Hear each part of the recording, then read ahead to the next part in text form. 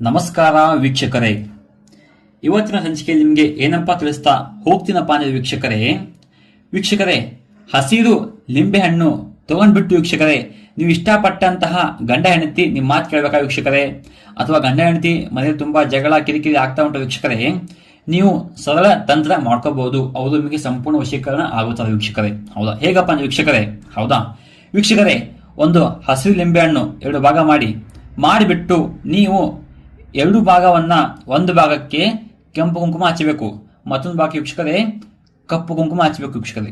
ಹಚ್ಚಿಬಿಟ್ಟು ವೀಕ್ಷಕರೇ ನೀವು ಇದನ್ನ ನಿಮ್ಮ ಕೈಯಲ್ಲಿ ಇಟ್ಕೋಬೇಕು ವೀಕ್ಷಕರೇ, ಬಲಗೈಯಲ್ಲಿ. ಹೌದಾ ವೀಕ್ಷಕರೇ?